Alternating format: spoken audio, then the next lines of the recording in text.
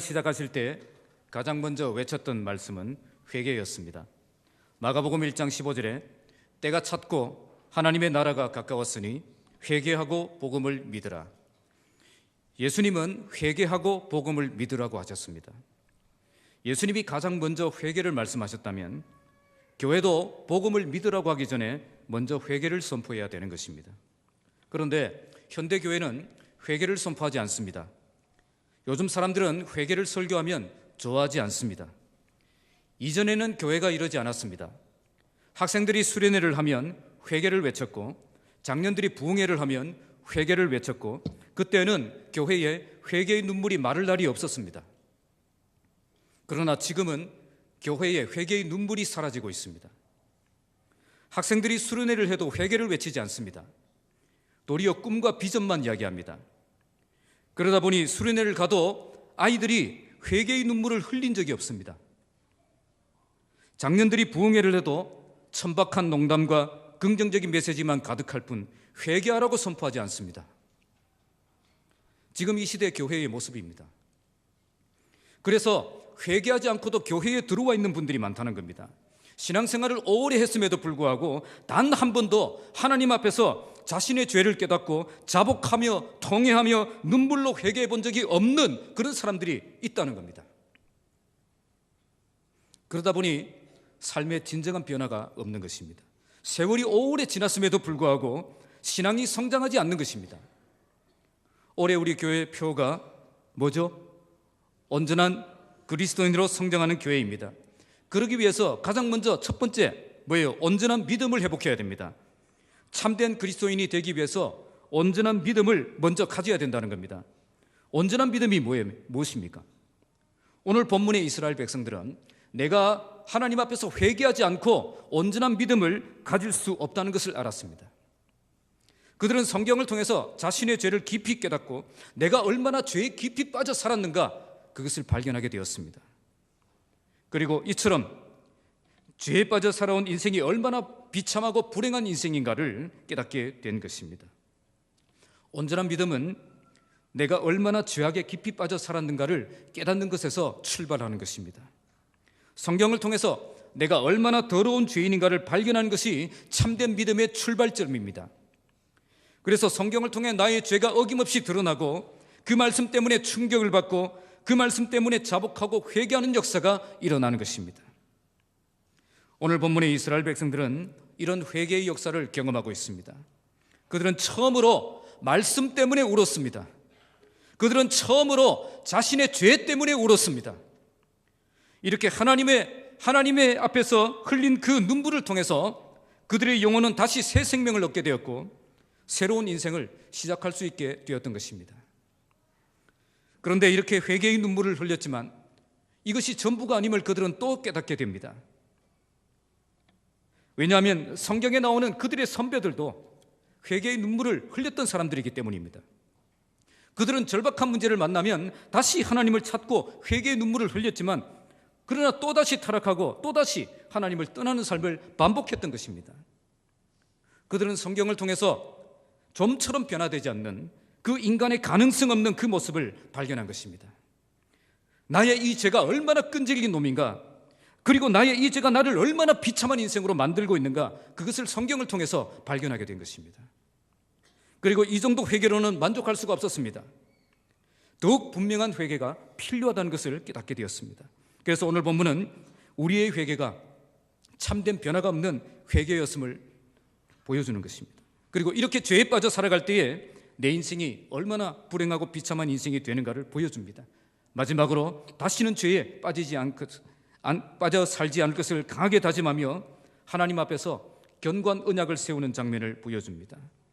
오늘 이 말씀을 통해서 우리가 왜 죄를 버리고 살아야 하는가를 발견하는 시간이 되시기 바랍니다.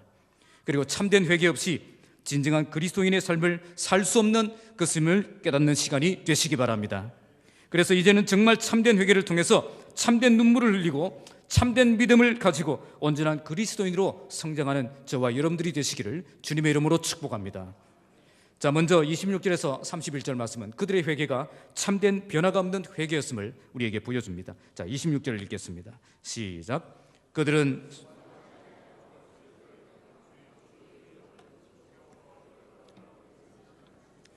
주를 심히 모독하였나이다. 오늘 본문의 이스라엘 백성들은 참된 회복을 위해서 하나님 앞으로 나아간 사람들입니다. 그들은 오전에 3시간 말씀을 듣고 오후에 3시간 하나님 앞에 회개하며 기도하며 나갔습니다. 이처럼 말씀에 젖어드는 그런 시간들을 통해서 그들의 영혼은 살아나고 그들의 눈이 열리고 그들의 귀가 열리고 그들의 마음이 깨어지는 역사가 일어났던 것입니다. 이때 그들은 말씀을 통해서 하나님이 어떤 분이신가를 발견합니다. 그리고 성경을 통해 인간이 얼마나 흉악한 죄인인가를 발견하게 됩니다. 특히 성경에 등장한 그 성경 인물들이 그 죄가 바로 나의 죄임을 깨닫게 됩니다. 그래서 그 말씀 때문에 충격을 받고 그 말씀 때문에 깨어지고 그 말씀 때문에 엎드려 회개하게 된 것입니다. 오늘 우리에게도 이런 회개의 역사가 일어나길 바랍니다. 성경을 읽으면서 나의 죄가 드러나고 회개의 눈물이 쏟아지는 역사가 일어나길 바랍니다. 우리가 하나님 앞에 나아가서 말씀을 붙잡으면 하나님이 그 말씀을 통해서 우리에게 참된 믿음을 주시고 참된 회복을 주실 것입니다. 오늘 말씀은 성경을 통해 발견한 인간의 죄를 고백하는 내용이 계속 이어지고 있습니다. 본문 앞에 광야 40년 동안 하나님을 무시하고 교만하게 행동하고 내 마음대로 고집하며 살았던 이스라엘의 백성들의 모습을 보여줍니다. 그럼에도 불구하고 하나님께서는 그들을 끝까지 버리지 아니하시고 약속의 땅 가나안까지 인도해 주셨습니다. 이제 본문은 그들이 가나안 땅에 들어와서 어떻게 살았는가를 보여줍니다. 그들이 어떻게 살았습니까? 본문은 그러나로 시작합니다. 25절에 하나님께서는 그들에게 어떤 복을 주셨죠? 내가 건축하지 않는 집에서 살고 내가 파지 않는 우물을 마시고 내가 심지 않은 과일을 먹게 하셨습니다. 지난 시간에 말씀드렸듯이 하나님의 도우심으로 그들은 가나안 전쟁을 단번에 끝냈습니다. 그들은 성읍을 공격하며 점령할 필요가 없었습니다. 당시 가나안 땅은 남과 북이 나누어져서 이렇게 연합군을 형성해서 넓은 전쟁터로 나와서 다 전멸해 주었기 때문에 성읍마다 이렇게 집과 우물과 과수원이 그대로 다 남아 있었던 것입니다. 그래서 이스라엘 백성들은 가나안 땅에 들어갈 때 아무것도 들고 들어갈 필요가 없었습니다. 그들이 들어가서 집을 지을 필요도 없었고 우물을 팔 필요도 없었고 과수원을 새로 경작할 필요도 없었습니다. 그냥 몸뚱이 하나만 들어가면 충분했습니다. 약속의 땅 가나안에는 이미 모든 것이 다 준비되어 있었습니다. 그러면 당연히 어떤 삶을 살아야 되겠습니까? 하나님 정말 감사합니다. 이제부터 오직 믿음으로 살겠습니다. 이제 다시는 죄악된 길로 빠지지 않겠습니다. 이제는 하나님의 백성답게 말씀에 순종하며 그렇게 참된 하나님의 백성답게 살겠습니다. 이렇게 나와야 되지 않습니까? 그러나 그들은 그렇게 살지 않았다는 겁니다. 오늘 말씀에 그들은 순종하지 아니하고 주를 거역하며 주의 율법을 등지고 주께로 돌아오기를 권면하는 선지자들을 죽여 주를 심히 모독하였나이다. 그들이 어떻게 변했죠? 하나님께 받은 이 귀한 축복 다 잊어버리고 너무나 쉽게 다시 죄에 빠져서 그렇게 하나님을 대적하며 살았다는 겁니다. 25절 끝에 그들은 분명히 하나님의 축복 속에 배불리 먹어 살찌고 주의 큰 복을 즐기는 삶을 시작했습니다. 그러나 그는 이상하게도 하나님과 멀어지기 시작합니다. 그들은 축복의 날에 복되게 살려고 하지 않았습니다. 도리어 하나님이 주신 그 복을 누리면서도 하나님을 대적하는 삶을 살기 시작했다는 겁니다. 그들은 왜 이렇게 변했을까요? 그들은 하나님을 원했던 것이 아니라 하나님이 주시는 축복을 원했기 때문입니다. 그들은 하나님이 주신 축복은 즐거워하면서도 그 축복을 주시는 그 하나님은 즐거워하지 않았다는 겁니다. 그래서 하나님의 축복을 받은 뒤에는 하나님께 등을 돌리고 하나님을 떠나는 사람이 된 것입니다. 지금도 마찬가지예요. 절박한 상황을 만나면 하나님의 도움이 필요해서 하나님을 찾는 사람들은 정말 많습니다. 그러나 그 절박한 상황이 해결되면 미련 없이 하나님을 떠나버린다는 겁니다. 그들은 하나님이 필요해서 온 사람들이 아니라 하나님의 도움이 필요해서 온 사람들이기 때문입니다. 그래서 하나님의 도움으로 그 문제가 해결되면 더 이상 하나님은 필요 없는 존재가 되는 겁니다. 그때부터 교회도 나오지 않습니다. 말씀도 듣지 않습니다. 목사가 가서 권면해도 그 말씀도 듣지 않습니다. 그러면서 이전에 그렇게 절실하게 하나님을 찾았던 그 이상으로 이제는 하나님을 증오하고 미워하고 권면하는 그 선지자들도 미워하고 그렇게 대적하며 살게 되는 겁니다. 지금 이스라엘 백성들은 약속의 땅 가나안에 들어오자 이젠 더 이상 하나님이 필요 없다는 겁니다. 이제는 말씀도 들을 필요 없고 이젠 예배도 드릴 필요 없고 이젠 선지자의 말씀도 들을 필요 없다는 거예요. 그래서 순종하지 않았습니다. 거역했습니다. 등을 졌습니다. 심지어 선지자들을 죽이기까지 했습니다. 바로 여기서 인간이 어떤 존재인가를 우리에게 보여주십니다. 인간은 절대 하나님을 기뻐하지 않습니다. 하나님이 필요할 땐 하나님을 찾지만 하나님이 필요 없을 땐 하나님 없이 살아가는 것이 더 편하고 더 좋은 겁니다. 그러나 하나님은 이런 관계를 원하지 않았습니다. 그래서 하나님은 새로운 방법을 시작하십니다. 그게 뭘까요? 27절입니다. 자, 시작. 그러므로 주께서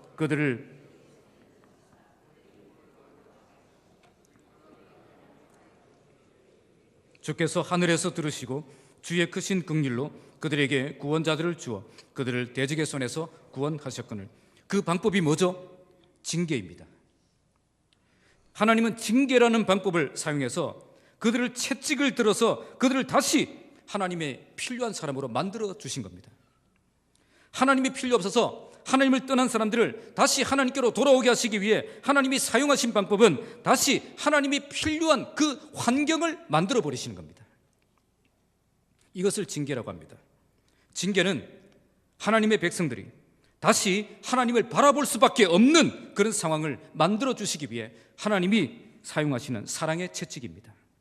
하나님은 우리에게 괜히 괴로움을 주시기 위해 채찍을 드신 것이 아닙니다. 다시 하나님이 필요해서 다시 하나님을 찾도록 만들기 위해 하나님은 우리를 징계하시는 겁니다. 그러면 가나안 땅에서 하나님을 떠난 이스라엘 백성들을 징계하는 하나님의 방법은 무엇이었습니까? 바로 그들을 대적의 손에 넘기셔서 그들이 곤고를 당하게 하시는 겁니다. 그래서 그들은 주변 나라의 침입을 받고 큰 환난을 당하게 된 것입니다. 그들의 힘으로 도무지 해결할 수 없는 그런 큰 엄청난 문제를 만나게 된 것입니다. 이처럼 내 힘으로 극복할 수 없는 큰 어려움을 만났을 때 그때 하나님이 눈에 보이기 시작하는 겁니다. 그래서 그들은 주께 부르짖습니다. 잊어버렸던 하나님 다시 찾기 시작합니다.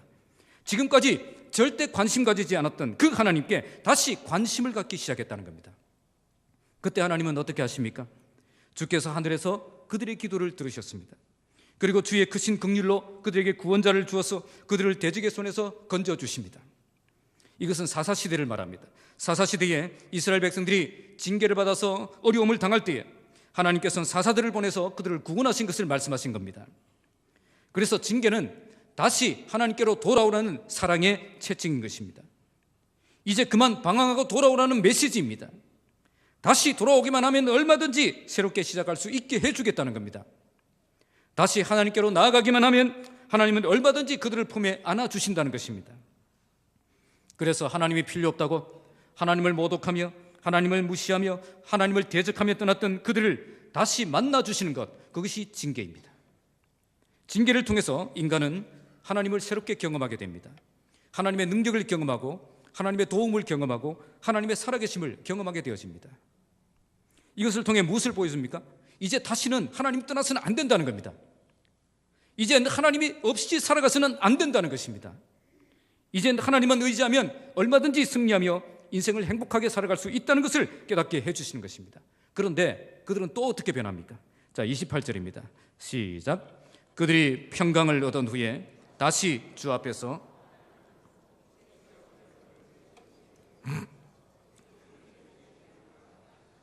그들이 돌이켜 주께 부르짖으며 주께서 하늘에서 들으시고 여러 번 주의 긍휼로 건져내시고, 그들이 평강을 얻은 후에 다시 주 앞에서 악을 행했다고 말씀합니다. 이것은 사사시대 이후에 이스라엘 백성들의 그 반복된 범죄를 지적하는 말씀입니다. 그러니까 그들의 변화는 다시 쉽게 옛 모습으로 돌아갈 수밖에 없는 그런 빈약한 변화였던 것입니다. 죄의 문제를 완전히 뿌리 뽑는 그런 참된 변화는 없었다는 겁니다. 그래서 하나님은 어떻게 하셨습니까? 그들을 다시 징계하셨습니다. 왜 다시 징계하셨습니까? 그들을 포기할 수 없기 때문입니다. 그들을 그냥 내버려 둘 수 없기 때문입니다. 다시 때려서라도 다시 바로잡아 주셔야만 했기 때문입니다. 다시 채찍을 들어서라도 다시 하나님의 백성답게 만드시려고 했던 것입니다. 그런데 그들이 이런 일을 당하니까 어떻게 했습니까? 그들은 또다시 돌이켜 주께 부르짖었습니다. 그들이 버리고 떠났던 그 하나님을 다시 찾기 시작했다는 것입니다. 하나님을 까마득하게 잊어버리고 살다가 큰 어려움을 당하니까 도와주실 분은 하나님밖에 없다고 생각하고 다시 하나님을 찾기 시작했다는 것입니다. 그런데 하나님은 또 어떻게 하셨습니까? 주께서 또 하늘에서 들으시고 그들을 크신 긍휼로 건져내셨다. 긍휼이라는 말은 도움이 절실하게 필요한 자에게 깊은 동정을 베푸는 것을 말합니다. 정말 염치도 없이 다시 하나님을 찾는 그들을, 우리 하나님은 그들을 불쌍히 여겨주시고 그들의 기도에 또 응답해 주셨다는 겁니다. 그런데 이런 일이 계속 반복되었다니, 여러 번 반복되었다고 말씀합니다. 사사기에서만 최소한 10번 이상 반복됩니다. 그들은 범죄 때문에 징계를 받고, 징계 때문에 하나님을 찾고, 또 하나님을 찾았기 때문에 하나님의 크신 구원을 경험합니다. 그러나 다시 하나님의 도우심으로 편안한 시대가 되니까 또 하나님을 잊어버리고 또 하나님을 떠난 삶을 살기 시작합니다. 그러면 하나님은 그들을 또다시 징계할 수밖에 없고, 그들은 또 큰 문제를 만나면 또 하나님을 찾고, 그러면 또 하나님은 그들을 불쌍히 여겨주셔서 건져주셨고, 그들은 편안해지니까 또 하나님을 떠나는 겁니다. 이런 참된 변화가 없는 회개를 그들은 계속 반복하고 있었다는 겁니다. 성경이 여기서 무엇을 보여줍니까?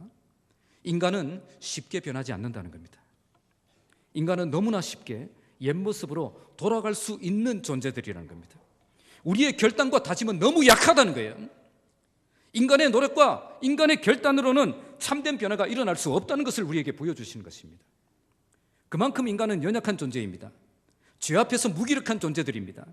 죄를 이길 힘이 우리에게 없다는 겁니다. 그래서 죄의 유혹에 쉽게 무너질 수밖에 없는 연약한 존재라는 것을 성경이 보여주는 것입니다. 그러나 이런 생활이 계속 반복되면 어떻게 될까요? 죄 때문에 우리의 마음이 더욱 완악해진다는 것을 보여주시는 겁니다. 29절입니다. 시작. 다시 율법을 복종하게 하시려고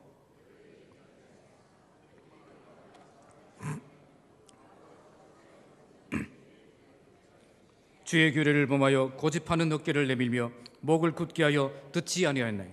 이처럼 끊임없이 하나님을 벗어나서 내 마음대로 고집하는 백성들을 우리 하나님은 끝까지 포기하지 않으시고 찾아가신 것입니다. 그런데 어떻게 찾아가셨습니까? 바로 말씀을 들려주시는 겁니다. 하나님의 말씀을 들려주셔서 그들을 경계하시고 책망하시고 바른 길로 돌아오라고 그렇게 선포하셨던 것입니다. 그런데 그들은 교만해서 그 말씀을 듣지 않으려고 했습니다. 그러니까 지금은 그들에게 말씀이 들리지 않는 겁니다. 왜 말씀이 들리지 않았을까요? 오랜 세월 동안 이렇게 죄에 빠져 살다 보니까 이제 면역이 생긴 겁니다. 이제는 말씀이 말씀답게도 안 들리는 겁니다. 이젠 경고를 들어도 별로 이렇게 충격도 안 받는 겁니다. 그래서 그는 고집하는 어깨를 내밀며 목을 굳게 하여 듣지 않았다. 고집하는 어깨란 이 황소가 무거운 멍에를 치지 않으려고 어깨를 내밀면서 이렇게 뒷걸음치는 그 모습을 표현한 것입니다. 지금은 말씀을 듣지 않아도 큰 문제 없으니까 황소 고집을 부리면서 말씀을 듣지 않으려고 했다는 것입니다. 그들이 처음부터 이랬을까요? 그렇지 않았습니다. 그들도 처음에는 무서운 심판이 임하면 두려웠고요, 또 하나님의 징계, 경고의 메시지를 들으면 긴장했습니다. 자신의 죄를 깨닫고 회개의 눈물을 흘리기도 했습니다. 그러나 이런 생활이 계속 반복되면서 그들이 어떻게 됐죠? 면역이 생긴 겁니다. 이제 완악해진 거죠.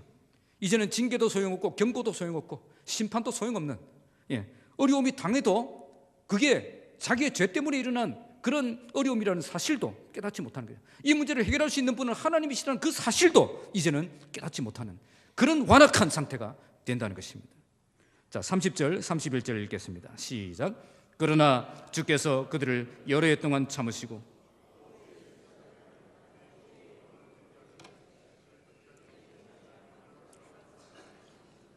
주의 크신 긍휼로 그들을 아주 멸하지 아니하시며 버리지도 아니하셨사오니 주는 은혜로우시고 불쌍히 여기시는 하나님이시니이다. 정말 여러 해 동안 하나님은 그들을 참아주셨습니다.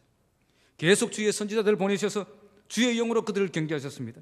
그러나 그들이 듣지 않습니다. 결국 끝까지 내 마음대로 고집하며 살아가는 그들을 하나님은 어떻게 하셨습니까? 열방 사람들의 손에 넘기셨다는, 이것은 이스라엘 백성들이 아수르의 바벨론의 그런 포로로 잡혀가게 하신 것을 말합니다. 이제 나라가 망하고 백성들은 비참하게 노예가 되어서 바벨론까지 끌려가게 되신 겁니다. 참된 변화가 없는 건성적인 회개는 결국 인간을 완악한 죄인으로 만들고 무서운 심판을 받아 결국 비참한 인생이 되게 만든다는 겁니다.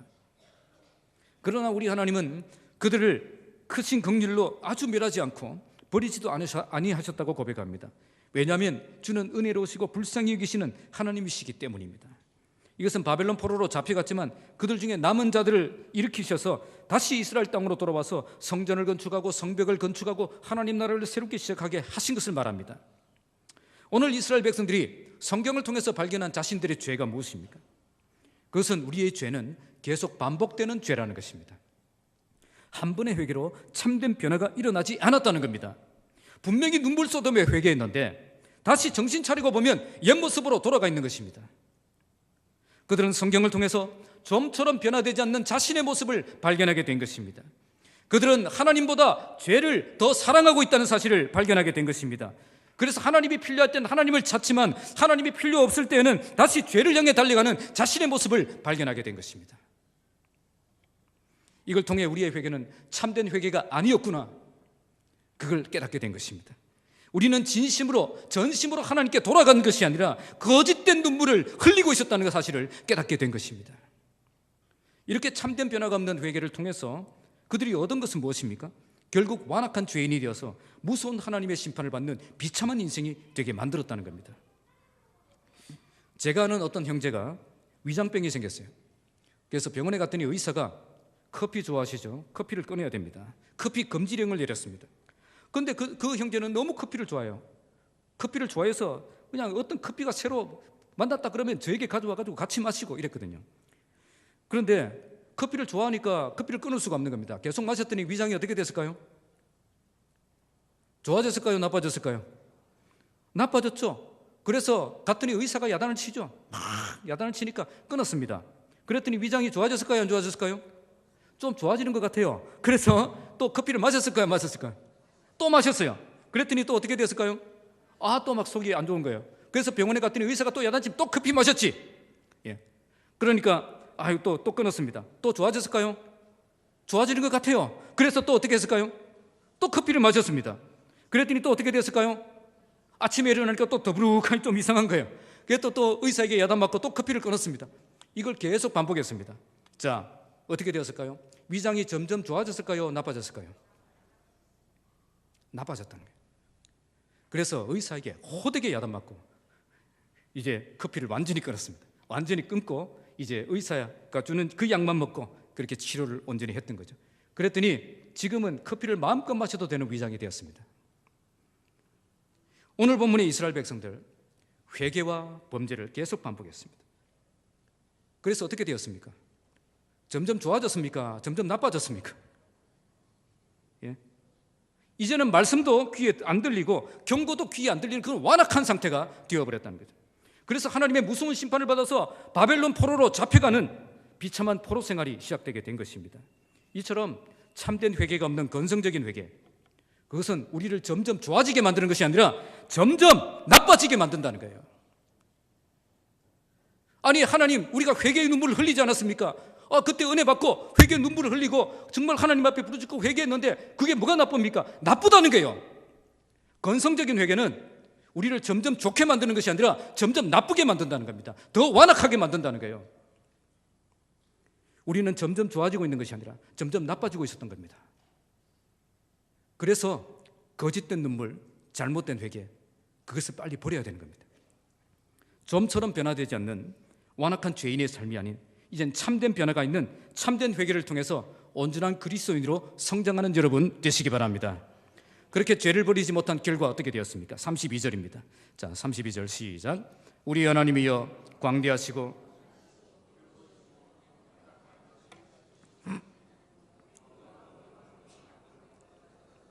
선지자들과 조상들과 주의 모든 백성이 아수르 왕들의 때로부터 오늘까지 당한 모든 환난을 이제 작게 여기지 마옵소서. 이제 본문은 죄 때문에 우리가 얼마나 비참한 인생을 만났는가를 고백합니다. 여기서 그들은 죄의 결과가 얼마나 무섭고 비참하고 불행한 것인가를 절실하게 깨닫습니다. 큰 불행을 당하기 전에는 이게 보이지 않았습니다. 그러나 어려운 시련을 겪으면서 이제 이런 자신의 모습이 보이기 시작하는 겁니다. 그래서 그들은 이제 이런 절망스러운 상황에서 벗어나야 한다는 사실을 깨닫게 된 것입니다. 정말 그런데 이런 절망스러운 상황에서 내 힘으로 벗어날 수 없다는 것을 또 발견합니다. 그래서 이젠 하나님을 향해 나아갈 수밖에 없는 것입니다. 오직 하나님만 이 문제 해결의 열쇠를 쥐고 계신다는 사실을 알기 때문에 하나님께로 나아가는 것입니다. 그래서 그들은 먼저 하나님을 찬양하는 고백을 시작합니다. 우리 하나님은 광대하시고 능하시고 두려우시며 언약과 인자심을 지키시는 하나님임을 고백합니다. 왜 이런 고백을 하고 있습니까? 이런 능력을 가지신 우리 하나님만 지금 우리가 당한 이 비참한 현실에서 벗어날세 하실 수 있는 분이심을 알고 있기 때문입니다. 그래서 그들은 지금까지 그들이 당한 모든 환난을 이제 작게 여기지 말아달라고 그렇게 고백하고 있습니다. 그들은 지금 당장 이 환난에서 벗어나게 해달라고 떼를 쓰고 있는 것이 아닙니다. 그들은 자신들이 이런 징계를 받는 것이 너무 당연하지만 그러나 현실이 너무 가혹하기 때문에 우리 하나님께서 불쌍히 여겨달라고 간청하고 있는 것입니다. 참된 회개가 무엇입니까? 참된 회개는 무조건 자신의 죄를 뉘우치는 것이 회개가 아닙니다. 참된 회개는 나의 죄 때문에 슬퍼하지만 그러나 이 죄 문제를 해결하기 위해서 하나님을 향해 나아가는 것입니다. 다른 곳에서 해답을 찾는 것이 아니라 하나님께 돌아가야 이 죄 문제가 해결될 수 있다는 것을 아는 것입니다. 가룟 유다는 예수님을 배반하고 예수님을 팔아넘긴 뒤에 자신의 잘못을 깨닫고 눈물을 흘립니다. 그래서 그는 어떻게 합니까? 자기가 모든 책임을 짊어지기 위해서 그만 자살을 선택합니다. 이것은 참된 회개가 아닙니다. 참된 회개는 내가 모든 책임을 지는 게 아닙니다. 왜냐하면 내가 그 모든 책임을 질 수가 없기 때문입니다. 참된 회개는 면목 없지만 다시 하나님께로 돌아가는 것입니다. 모든 원인이 다른 것에 있는 것이 아니라 하나님과의 그 관계가 끼어졌기 때문에 일어난 불행임을 아는 것이 참된 회개입니다. 이렇게 하나님께로 돌아가면 하나님이 우리를 만나 주십니다. 일으켜 주십니다. 다시 새롭게 시작할 수 있도록 해주신다는 겁니다. 그것이 회개입니다. 지금 이스라엘 백성들은 염치 없지만 다시 하나님을 향해 나아가고 있는 것입니다. 지금 나의 죄로 인해서 얼마나 비참한 상태에 있는지를 깨닫고 이제 이런 비참한 상태에서 벗어나기 위해 다시 하나님을 찾는 것입니다. 그래서 다시 하나님을 만나고 그리고 일어나는 것이 참된 회개인 것입니다. 자, 33절을 읽겠습니다. 그러나 우리가 당한 모든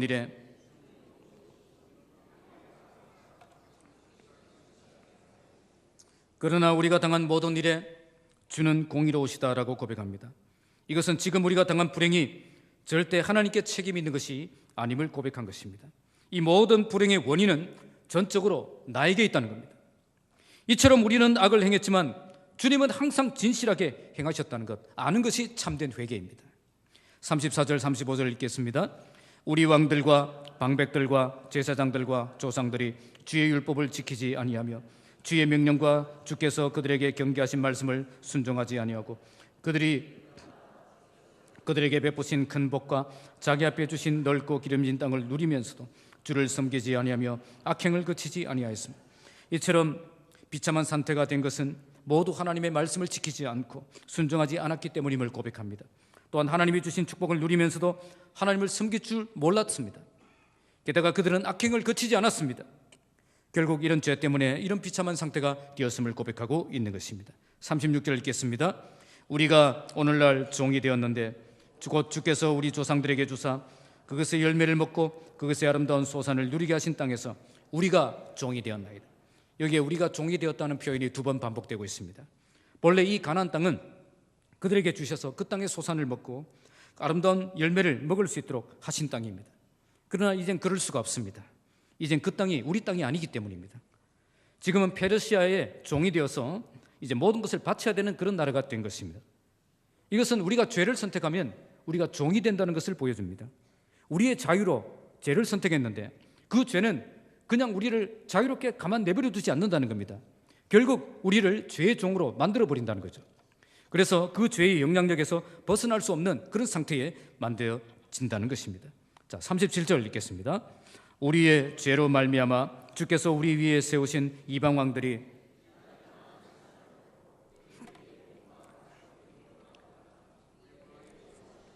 여기에서 우리의 죄로 말미암아라고 고백합니다.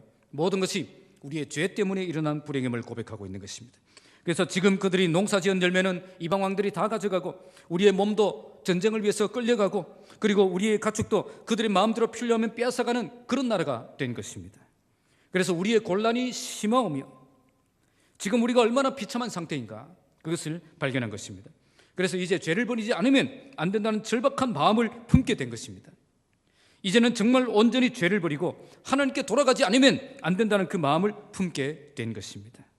이처럼 죄 때문에 내가 얼마나 비참한 상태에 빠져 있는가를 아는 것에서 참된 회개가 시작됩니다. 탕자가 아버지 품을 멀리 떠나서 세상 쾌락을 즐기며 살아갈 땐 그게 행복인 줄 알았습니다. 이렇게 세상 쾌락을 빠져 살아갈 때는 내가 다시 아버지 품으로 돌아가야 한다는 그 사실을 전혀 생각하지 않았습니다. 그러나 모든 것을 잃어버리고 비로소 빈궁한 처지가 되었을 때 아버지 품을 그리워하게 됩니다. 그제야 아버지 품을 떠난 삶이 얼마나 비참한 삶이었는가를 깨닫게 된 것입니다. 이처럼 내가 비참한 상태에 있음을 깨닫는 그때 다시 아버지 품으로 돌아갈 결심을 하게 되는 것을 볼 수가 있습니다. 이처럼 지금 내가 무엇 때문에 이처럼 비참한 상태가 되었는가를 깨닫는 것에서 참된 회개가 시작된다는 것입니다. 왜 내가 이 죄를 버려야만 되는가? 그걸 발견하는 것이 회개의 출발점입니다. 죄를 버리지 못하고 죄악에 빠져 죄악을 고집하며 살아가는 삶이 얼마나 비참하고 불행한 삶인가를 발견할 때 그때 참된 회개가 시작되는 것입니다. 오늘 하나님께서 우리의 눈을 열어주셔서 우리의 삶 가운데 참된 회개가 시작되길 바랍니다. 하나님을 떠난 삶이 얼마나 비참하고 불행한 인생인가를 볼 수 있기를 바랍니다. 그래서 이제는 정말 결단하고 온전히 죄를 버리고 아버지 품으로 달려가서 아버지 품에 안기시는 저와 여러분들이 되시기를 주님의 이름으로 축복합니다. 자, 마지막 38절은 참된 변화를 위해서 결단하는 이스라엘 백성들의 모습을 보여줍니다. 38절을 읽겠습니다. 우리가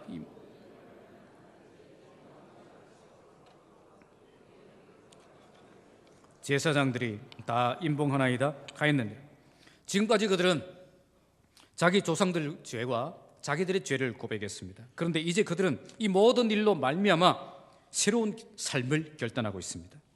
그들은 이제 견고한 언약을 세워 기록하고 백성의 지도자들과 함께 이것을 임봉했습니다. 임봉했다는 말은 단단히 결심하고 헌신을 서약할 때 했던 관습입니다.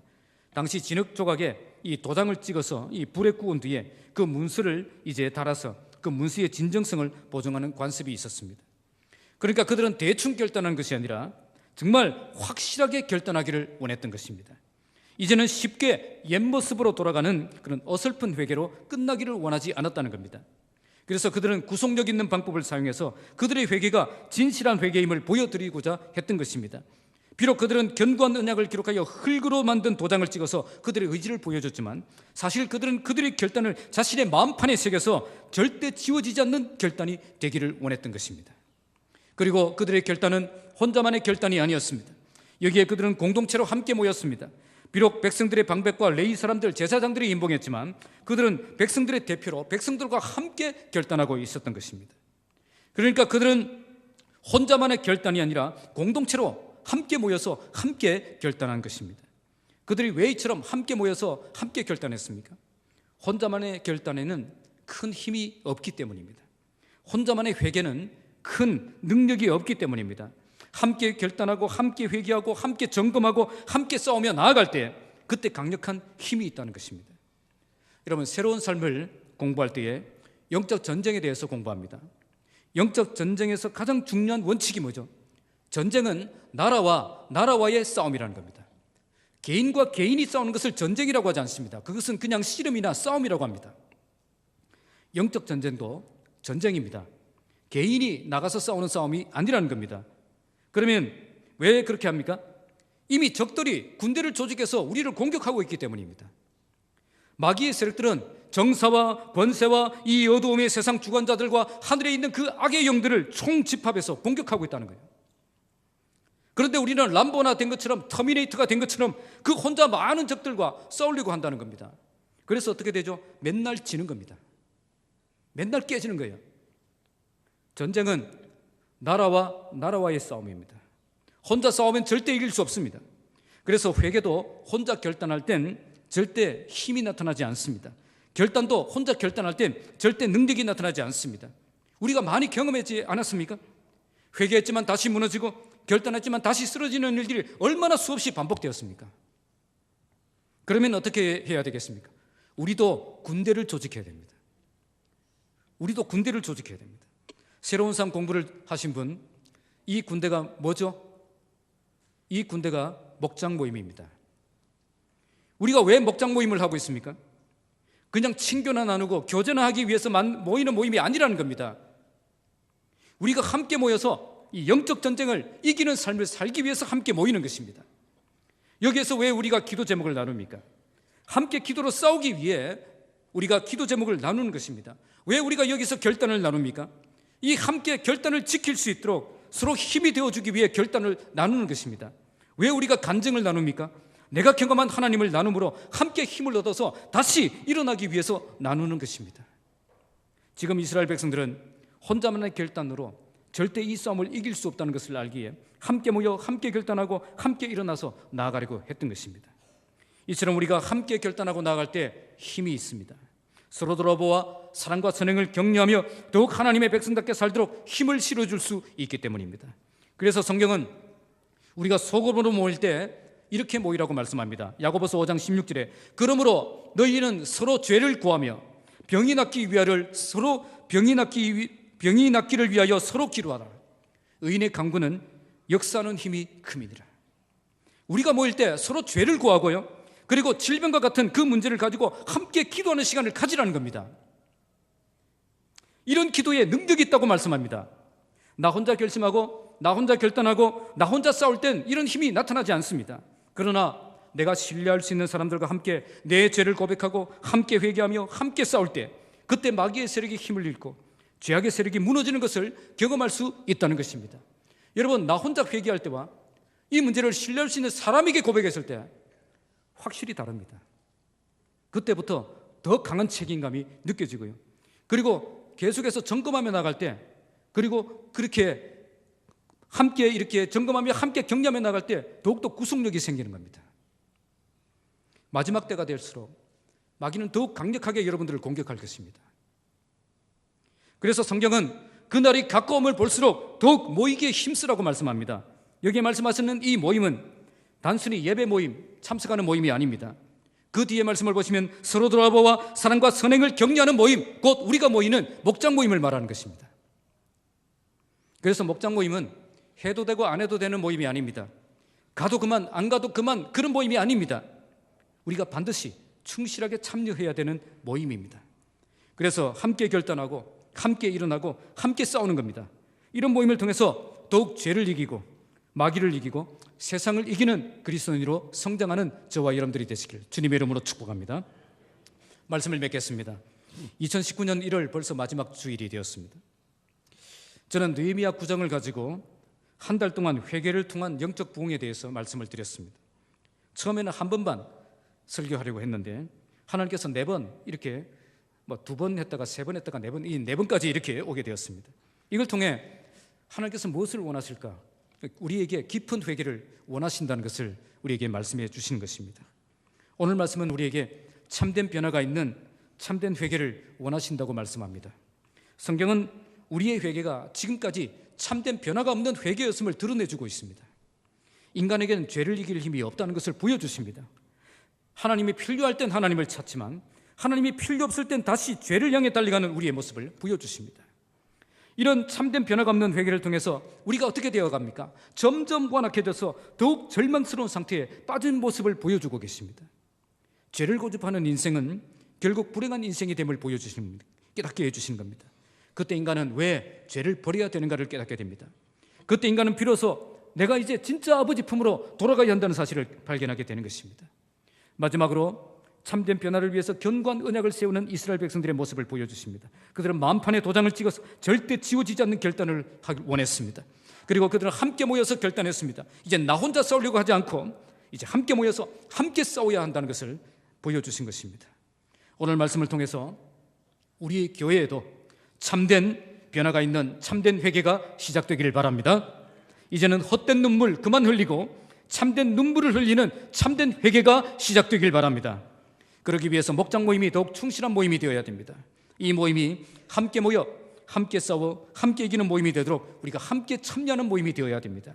우리 교회 모든 성도들이 이제는 참된 변화가 있는 참된 회개를 통해서 모두가 온전한 그리스도인으로 성장하는 복된 교회가 되기를 주님의 이름으로 축복합니다. 기도하겠습니다.